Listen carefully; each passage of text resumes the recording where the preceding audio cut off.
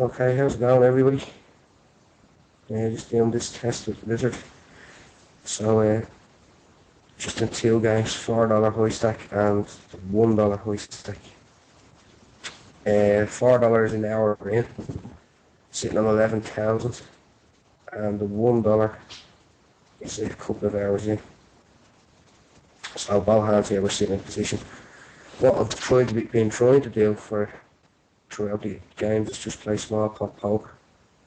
Whereas the raise is always kind of 2.5, 3 points the big blind, and I'll play all my hands from position. Unless of course I get a monster, but that's what basically my game is in these things, is trying to play small pot poker from position. So I have Queen 2, but there's a raise under the gun, so that's a no-brainer. But is a player for definitely. It's a monster in my book. So we have a limper under the gun, so you have to be a little bit weird here, maybe ask him the question. What's he got? 2 limpers. So 7-3.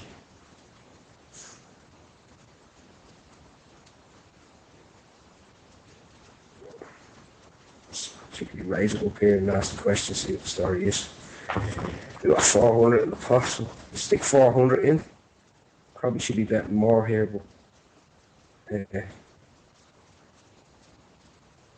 let's try 400.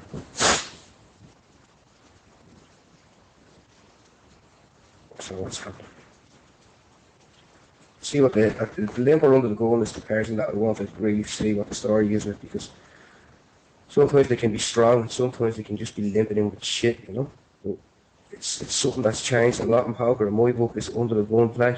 A lot of the scambies now love coming out with a raise under the gun to scare people. I think it's crazy when there's still 9 people that act assy or whatever, you know. It's ridiculous. It's not something we do. Under the gun hardly ever play any hands. No.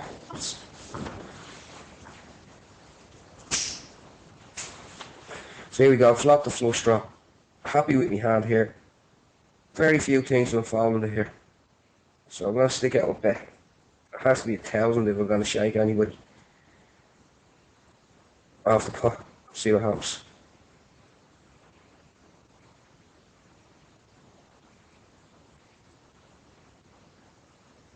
Fowler. What's the limper going to do? This is the question.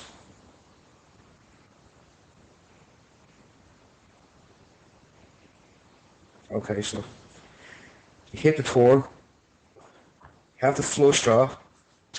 So even if I'm up against an overpair here, I still have a lot of outs. I've 9 outs to the flush. And jacks, 2, another 3 kings. No, 2 kings, not 3 kings. Yeah. So plenty of outs here, even if I'm up against an overpair. So I'm going to play this hand and just kind of put another post bets with it. He's all in. Okay, so what's he got? I have to call. I still have too much value not to call.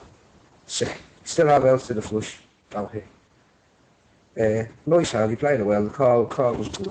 Good call. After that flop there. What can you do there? Just like that. I'm never getting away with that hand. Especially after the turn giving me the jack top pair. Okay, so just check here in the $1 again. Nice looking turn.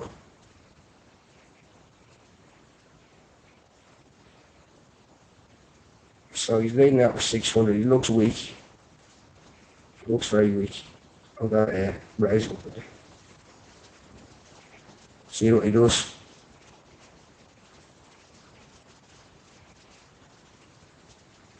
What's he going to do?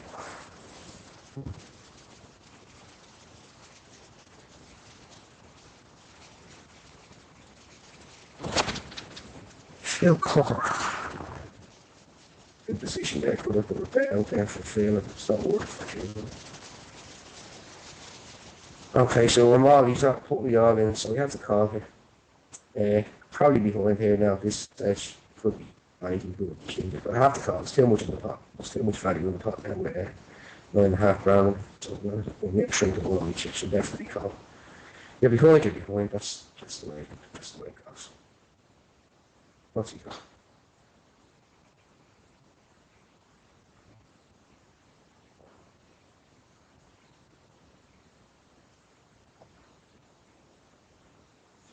King 4. Top pair with a 4 kicker. Pushing all into a re-raise after his best. I don't know. Queen 7 here. So I have to try building this sword on her again now because I took a chunk of the stack there. Okay, so we've one limper. 5-3 on the big blind, one limper. A collar. I'm going to raise it up here. Put a bit in the pot. Ask the question. What have you got? Have you got enough? L position. Cheat hand. Piece of crap. Fold. Hate the hand. Oh, look at happy days. So we've smacked the flop on the flash here. So now we have to try to extract all this guy's chips. So I'm going to put a little small feeler bet out to continue to look weak. He's never put me on 5-3 here because I've raised on my big blind. He's not put me on 5-3 here to raise. Never. So hopefully we can bring him along. And please God he has 8-8 or 10-10 or something like that. I mean, King, well, he wouldn't have King, he wouldn't have King. Okay, 4 gives it. So we have a flush draw, a straight draw, and I have trips. We now smacked it in the face. So I'm gonna bet to try and make him commit all these chips. So how much will it take for him to commit everything that he has left? So we stick out a 3,000-ish. Surely you'd have to push.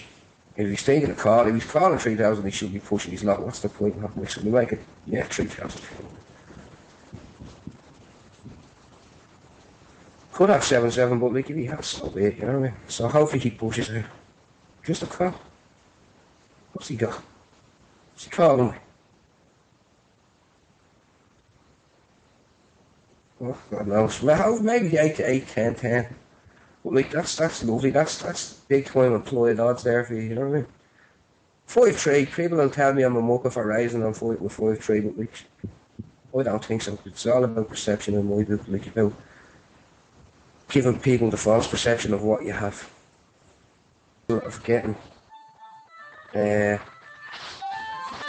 sorry, here's a little don't out in the river, so happy days with that fold. But like, that's the odds. Employed odds isn't what's in the pot, it's about what people have left behind us. This guy had ace queen. Ace queen. What a tosser. What a fucking tosser. How can you call ace queen? How can you even play after the flop there? Never mind the turn. Well, this is it, you know what I mean? That, what's he doing with ace queen? What a bleeding whacker, you know what I mean? What's he think he's beating?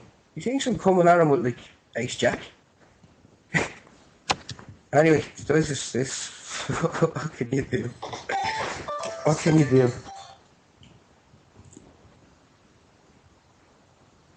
Right, back to this. What I thought. Rich says, Jesus fucking win. Name where it like that.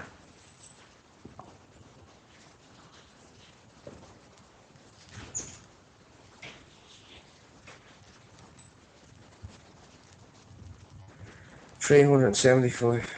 Can't have a look for 375.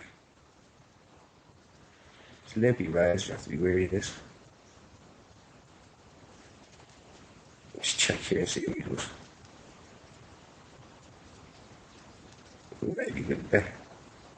Much would it take to make a fall? 403. Just under half the pot.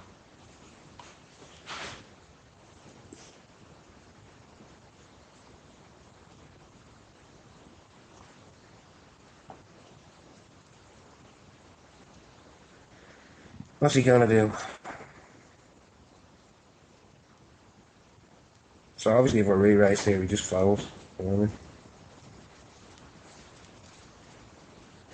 I mean? A7 under the gun. No, thanks.